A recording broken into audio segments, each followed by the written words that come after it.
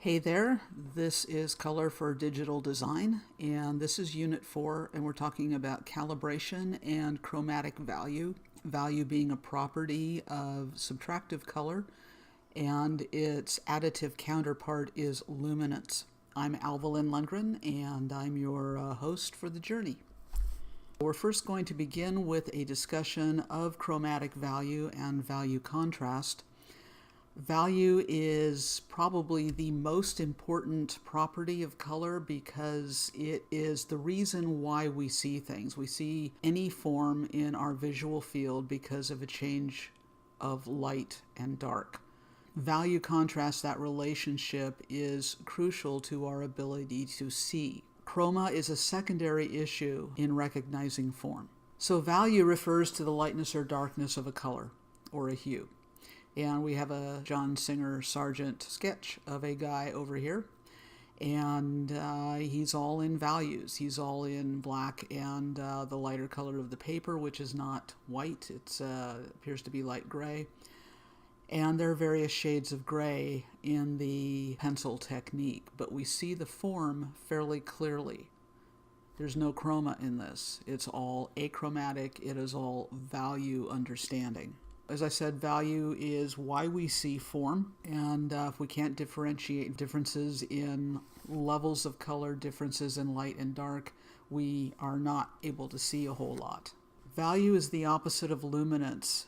Value is the subtractive property of light and dark, the amount of light being reflected from a surface, whereas luminance is the amount of light, period. And luminance refers to the additive system and the direct light.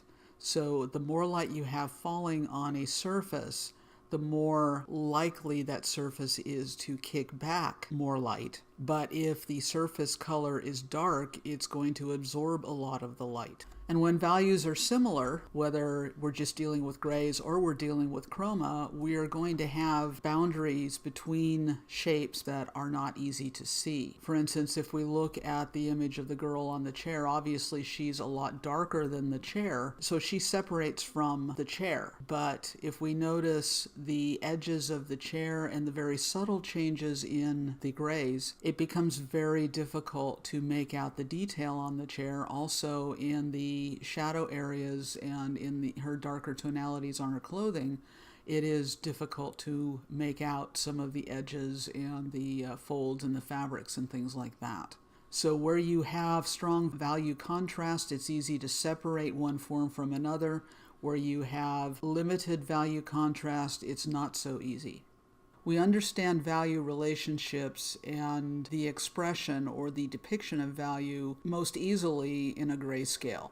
So we're going from white, which is 0% value, to black, which is 100% value. So this would be 10, 20, 30, 40, 50%, and all the way on up to 100% value.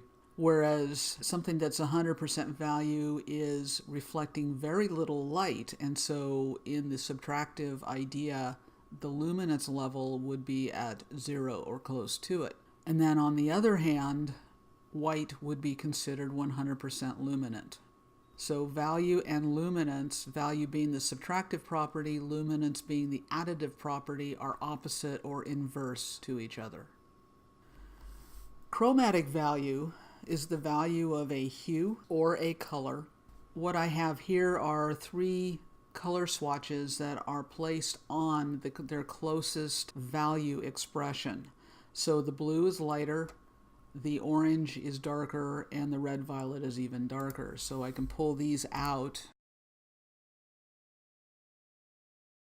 And there's the colors on white. Now, if we look at this, the boundaries are kind of iffy here, and the same thing here.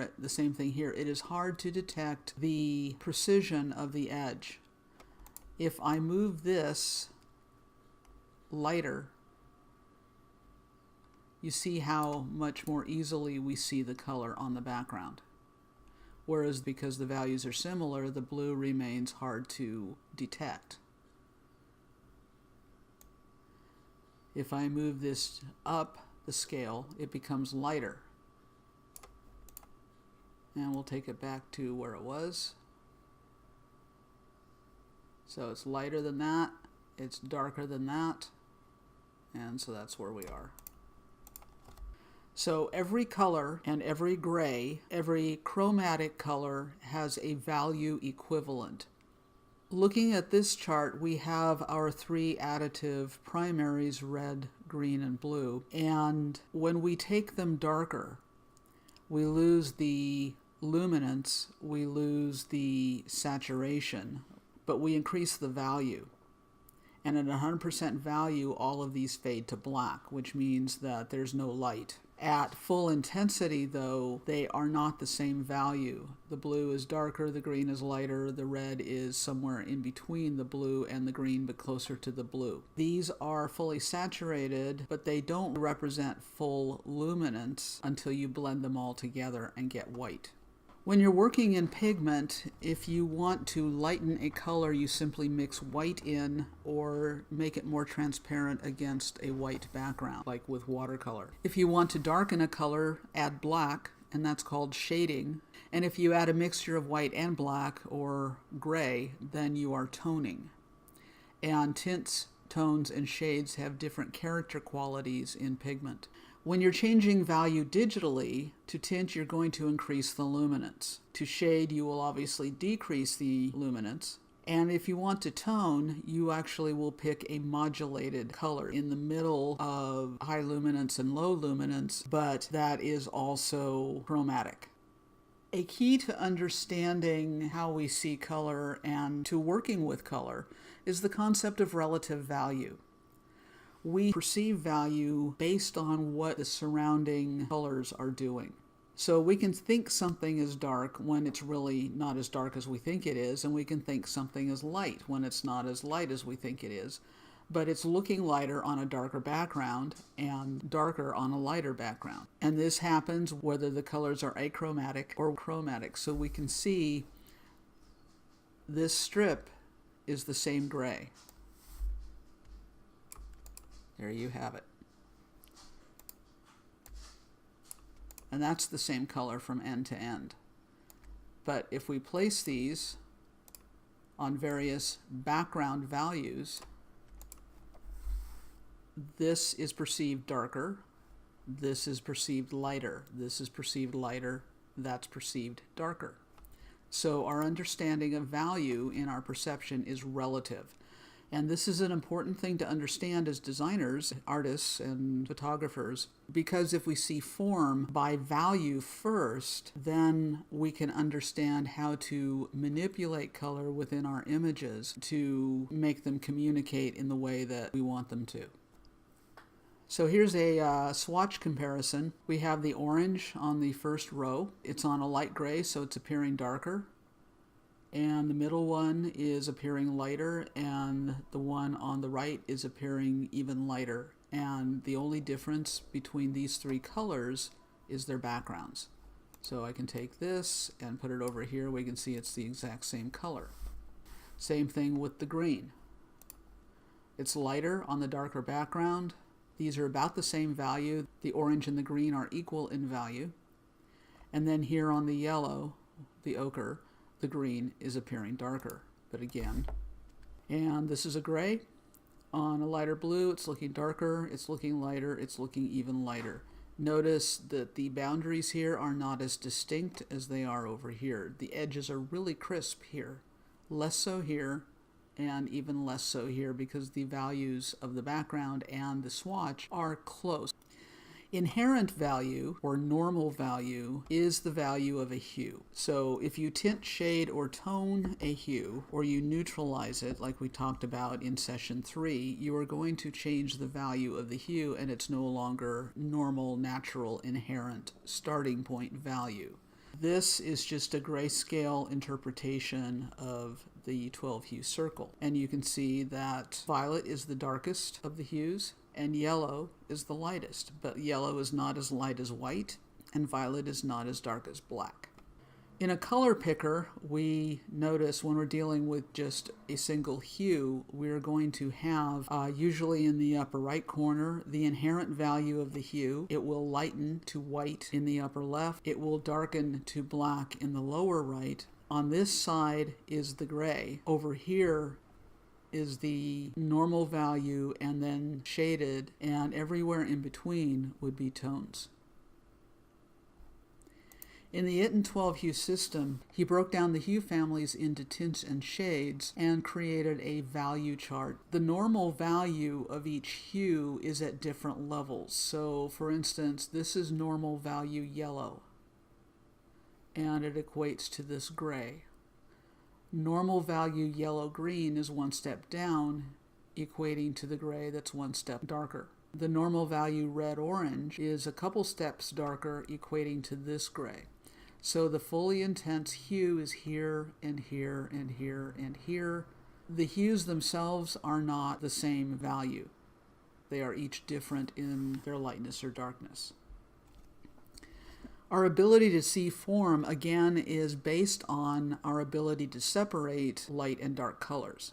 So again, if we look at the black X on the gray square, we're looking at a strong separation between the black and the gray. And we have not quite as strong separation with the white X on the same gray because the values here are closer. So these values contrast more, these are similar. Putting the black X on a dark red violet, we can barely see the X. The boundaries are getting very vague. But the lighter X stands out very well and is easily defined. So we say that this is pulling because it's coming forward toward the viewer. This is pushing a bit, it's moving back away from the viewer in the visual space. This is pushing into the background, moving away from the viewer, receding to a background plane. This is pulling forward or advancing toward the viewer. So where you have greater value contrast, things will advance visually. We will see them first. Things that are less contrast, that actually compare more, such as this, we won't see as quickly, and it will take us longer to understand what the shape is. In this Rembrandt, we can see the pushing and pulling very clearly. The hat is darker than the lighter background, so the hat and the shadows come forward. But out of that, we have the side of the face, which is illuminated by light coming in from this direction. So the face comes forward out of the darkness of the hat comes forward out of the lightness of the surround. And the reason we see all the folds is because of light and dark pushing and pulling. This is the darkest area in the drawing.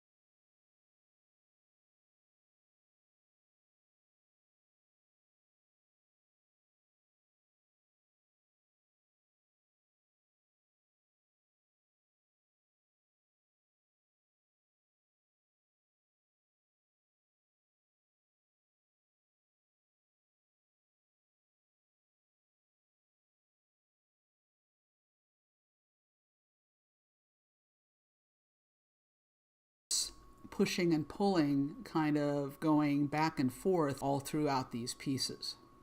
And here we also create hierarchy. The viewer will connect with the faces of the dogs fairly quickly, and those faces take up a good part of the real estate, a majority of the real estate on each of the packages. But the value contrast really happens in the lower third of the designs, and that's where the eye is drawn, and that's where we start differentiating the contents inside. The dogs are all chromatic neutrals against an almost achromatic background. The chroma comes forward. Intensity will pull forward against neutrality. So the tinted green is more intense than the neutral colors, than the neutrals and the neutralized chromas in here. Same thing with the yellow-orange pulling forward against the neutralized colors. And the blue pulls forward against the neutralized colors because of intensity. But value contrast are what really pulls the eye into the lower portion of the design. In this set of packaging design, we emphasize the brand, the logo. That's the one thing that stands out against the black background, so that pulls.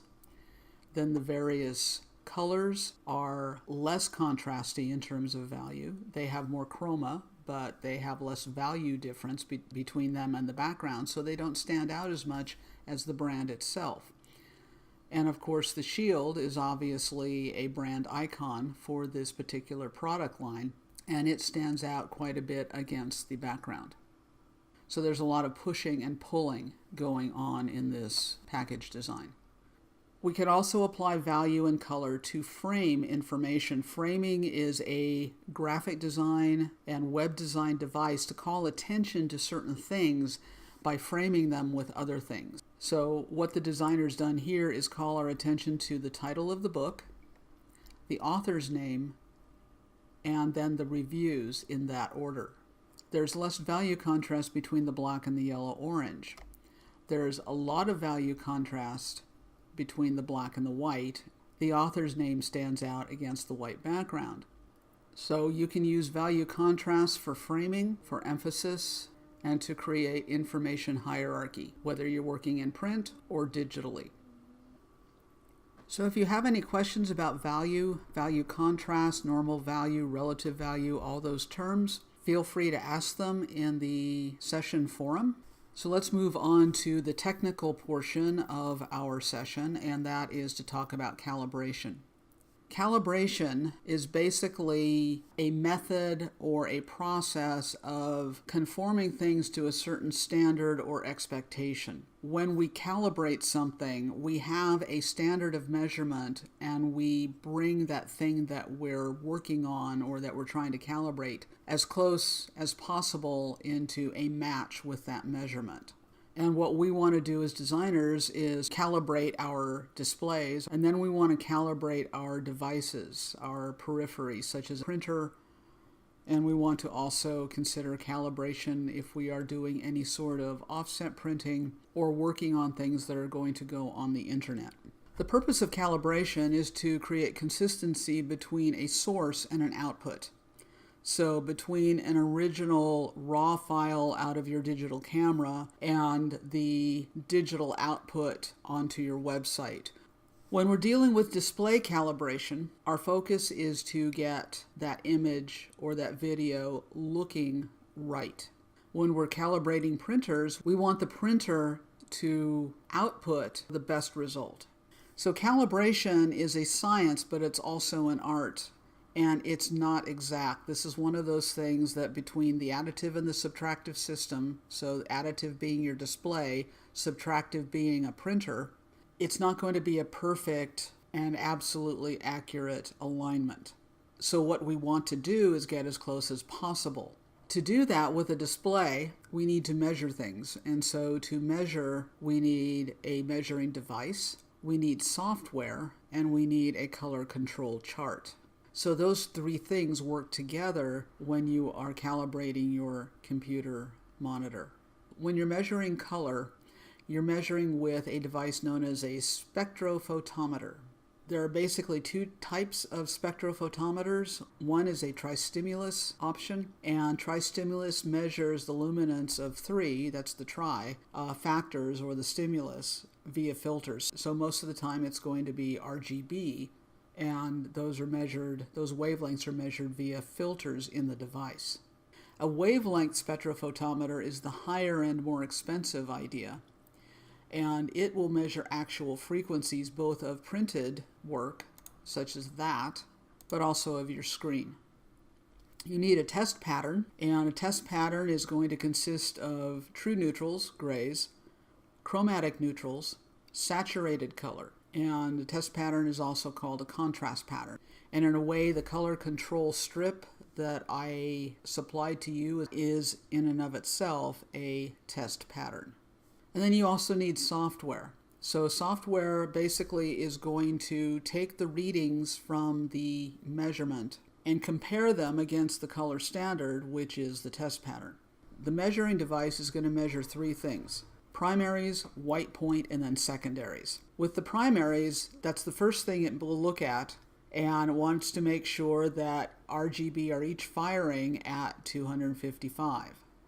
And if they aren't, then you know where to make adjustments. The second thing it looks at is the white point, and the white point is the lightest, most luminant colors on your display. So basically, the white point is what white looks like on your display. Generally, the default for digital displays for Apple and for PCs is somewhere around 6,500 degrees Kelvin. Color temperature is measured in Kelvin. 6,500 degrees Kelvin is considered daylight, and so we call that D65. We shorten that to D65, and that's your whitest point. Now you can range your white point lower or higher than that, but 6,500 degrees or D65 is considered the best kind of light for color perception and color matching.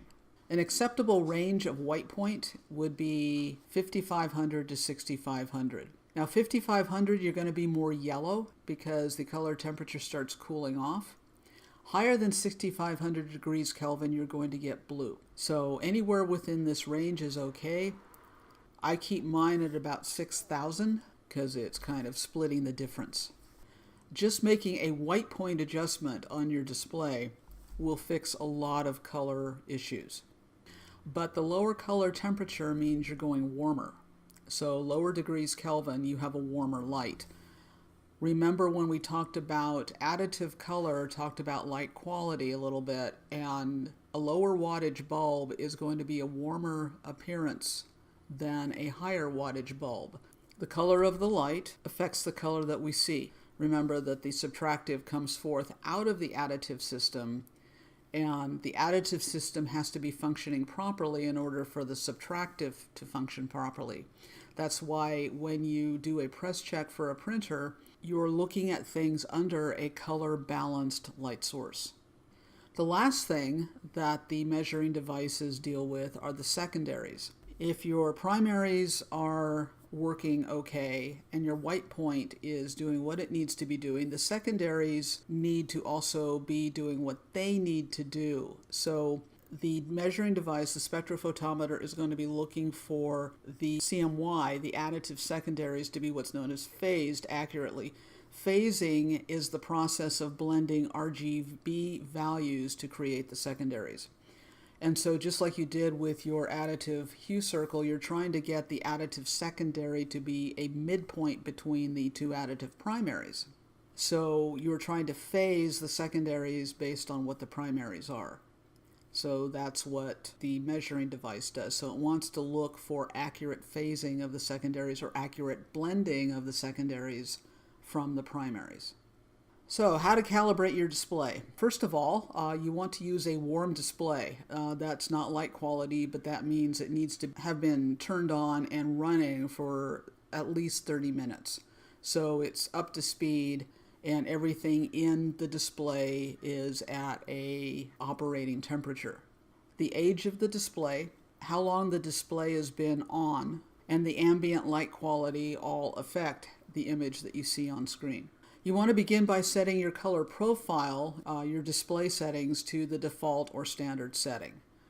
Then you want to set your white point, your color temperature, to the default or D65, and that should be the same thing. And you want to set your gamma to 2.2. And then you use that test card, that color pattern card, to set your RGB values. And then you set your grayscale values. Then you verify your gamma and white point settings.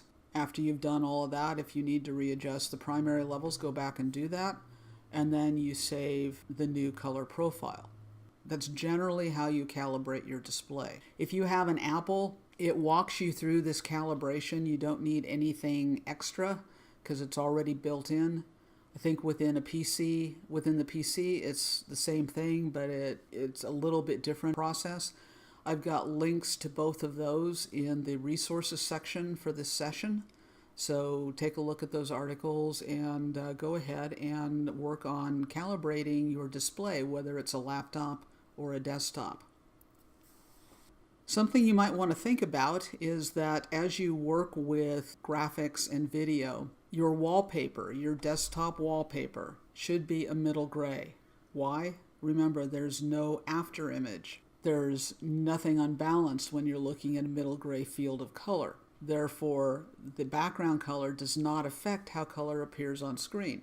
If we understand that color is relative, and we understand that value is relative, and we understand that saturation is relative, you should really take care with what your background wallpaper are doing. Because if they're causing competition or they're going to make your eyeballs crazy as you're working, change it. And it will do your eyes a lot better. You'll be able to see color on your display much more accurately.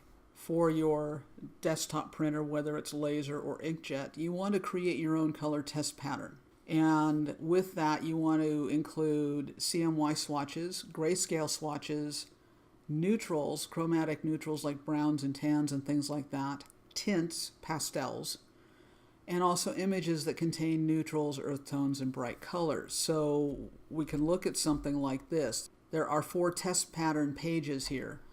This is the one that I use most of the time, but you can see that there are grays. We've got the color control pattern. We have a bright, highly saturated color photo, and we also have neutrals. When you are adjusting color, look at the neutral grays, like in this background, and look in the chromatic neutrals. You will be able to see color shifts within the neutrals. You don't want to look at the highly saturated colors because it's harder to see the color shift. But as colors neutralize, it's easier to see whether they're moving towards cyan, magenta, yellow, or red, or green, or blue. So you can adjust accordingly. So you can create your own color control sheet. And if you do it out of Photoshop or Illustrator, it's yours and it fits what you're seeing on your display. Then you want to set your color space within that document in Photoshop or Illustrator to CMYK rather than RGB. RGB is going to be the default color space. Make sure you change that to CMYK. And then you want to make a match print. And a match print is simply a printout. And do it on a good quality paper. Don't do it on a 28 pound bond regular printer paper. Do it on a like a photo paper, not a luster that has some sort of physical texture to it, but a smooth paper. And you'd also want to print one out on a coated matte paper, like a clay coat. I use an Epson printer. I also use Canon, but Epson makes a line of presentation paper or proofing paper. And it's got this nice, really smooth kind of it's almost like a clay coat on it that color sets up really well off the printer onto that paper because it doesn't absorb into the paper, so it doesn't go dull. So make your match print on quality paper. And then you want to hang your print next to your display and open that digital file that you created to make your match print and adjust the display calibration settings so that you are aligning the colors on screen with the colors that are printed. Then you save that as a new color profile, a printer profile. I have 2 desktop printers, a Canon Pixma and an Epson Artisan. The Canon Pixma is a really high-end G-Clay archival ink printer. The Epson is not archival ink. So for each printer, I have to have a separate profile because each printer interprets and outputs color differently. Every time you print, switch your color profile. So basically, however many printers you have, you should have a different color profile for each one. And then you should have another color profile going on for anything that you're going to deploy in the digital realm. Another pro tip, recalibrate every 3 months or so.